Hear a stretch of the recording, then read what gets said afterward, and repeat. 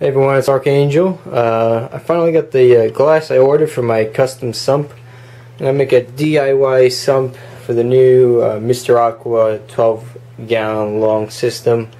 I bought the silicone. I'm going to mount my camera on the tripod and we're going to get started building it. So let's get started. Alright, so the first thing I'm doing is just masking off all the edges that I'm going to apply the silicone to. So that way after I put the pieces together, I'm going to wipe it on the corner to make a nice smooth rounded seal, and then after I do that I'll let it dry for just a minute or so and then just peel the tape off. You're going to wind up with a nice clean edge. So what I'm doing is I'm just getting my masking tape, basically eyeball it to see how long it's going to be, and then I'm just going to create just a little bit of a lip here. That way this is where the silicone will actually be attaching to. Just like that. I'm just eyeballing it. Maybe I'll make it a little wider actually. Just like that. Then what I'll do is I'll get my knife, and where the two corners meet, I'll just cut it a little bit. Peel the extra tape off. Same goes for this side. And that's it. Now what I'll do is I'll grab some rubbing alcohol, wet a paper towel, and I'll clean the edges off. That way the silicone will have a nice clean surface to adhere to. What I've done is I've already done this piece over here, the side panel. So basically I'm doing all the prep work. Basically for the first three pieces I'm going to attach. I'm going to let that sit and cure for a little while before then I start attaching the other pieces. So let me finish prepping this and I'll be right back. Alright, now that the first three pieces have been masked off and cleaned with the rubbing alcohol, I went to my local fish store and I got some silicone. I bought 2 of these just in case I needed more. This is probably going to be more than enough. I wanted to get the one that you put in like the caulk gun, but they didn't have it. So first things first, what I'm going to do is I'm going to lay a bead of silicone here, and then grab my piece that I have right here. Alright, and I'm going to place it right on top, and then my plan is to use these books kind of to hold the piece in place until it dries, and then after I get that, I'm going to put in the one of the side panels here and silicone it in. So let's see how this goes.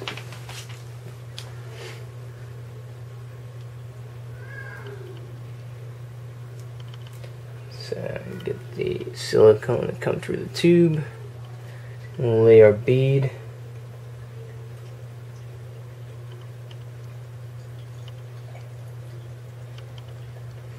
Nice and smooth. Take your time.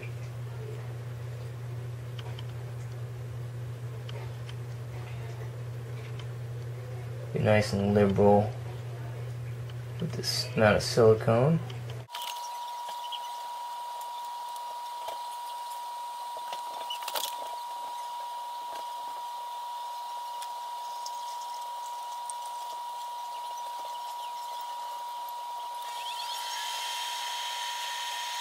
Alright.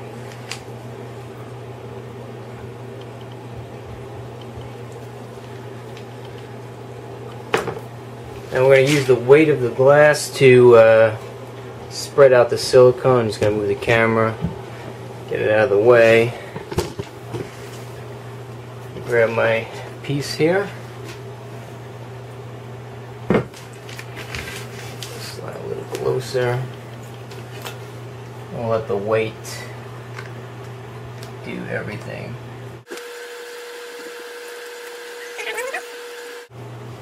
Make sure you have some paper towels handy, because you'll definitely get your hands messy, but that's okay. Alright.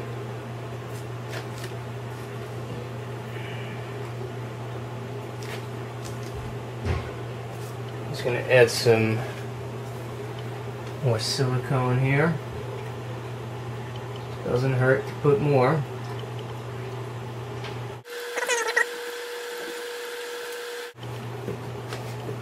gonna kind of spread it with my finger once. Now what I'm gonna do next is apply some silicone here and here pretty quick, and put the side panel in so it's going to make a square and it'll hold itself together. So let's get on that.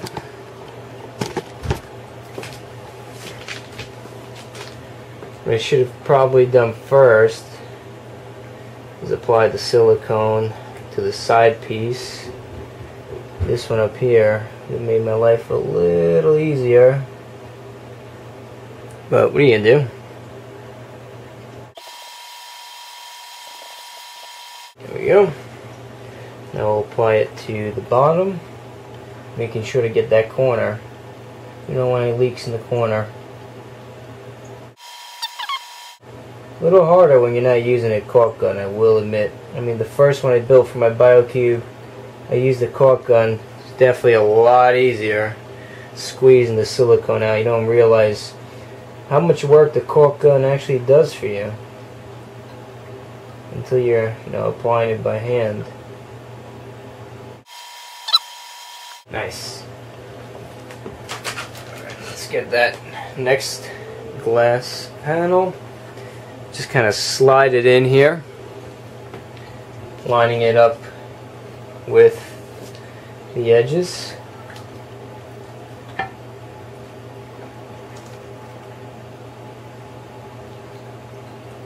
Just give it a little slide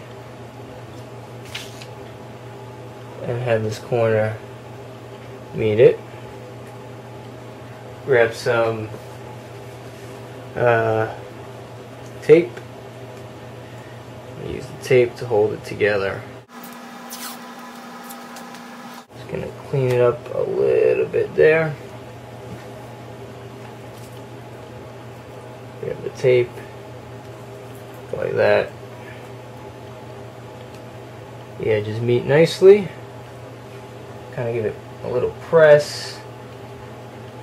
Make sure that the bottom is still aligned, which it is. And now that we have the two edges together, alright, it could dry at a nice right angle. Alright, we don't have to worry about it falling over or toppling over because the two edges are already touching. But in the meantime, what I'm going to do is apply some more silicone where the two pieces meet. So now that I've added a little more silicone, what I'm going to do is I'm going to take my finger, kind of run it along. That way it pushes the silicone into the cracks. Making sure that my pieces are still lined up here, which they are. Get a nice smooth.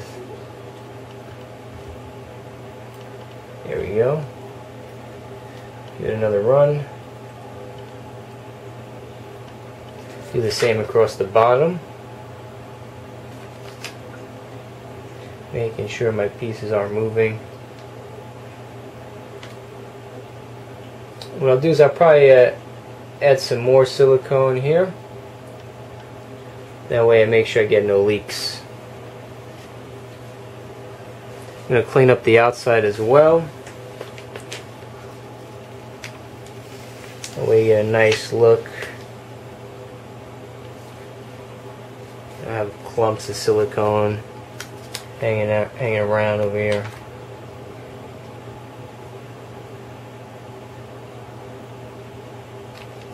Alright, this next step is also very important. While the silicone is still wet and hasn't dried yet, you want to pull off the masking tape. That way you prevent the silicone from drying, and when you peel it off you'll create a gap and possibly have leaks. So while the silicone is wet, you want to pull it off. So grab the edges here. Get a nice clean finish. Alright, I've given the panel some time to dry. What I've done now is I've masked off the next section that I'm going to put in. It's going to be the first divider. From the water's going to come in this way. This will be the first divider in between there and the refugium. So I've meshed it off I'll clean it with the alcohol wipes now and silicone it, and let's get to business. I'll give it just a couple of seconds to dry, and I'll start applying the silicone to the wall and to the bottom. Then I'll take my plate that I've already pre-taped. I'll slide it in, and then I'll wipe the edges just like I did for the side panel. So let's get to it. As you can see, the first divider's in. I've removed most of the tape, and the silicone has been applied. What I forgot to mention earlier at the beginning of this video is that the most important tool that you could have while you're making your own sump is having a square. What I'm doing is I'm taking my pieces of tape, I'm going to mask it off. I'm going to measure from the outside in, and then use a square to make a straight line with the tape. So I'm going to go ahead, start masking off the right side of the sump, so I could put in the other two dividers for the bubble trap. I'll be right back.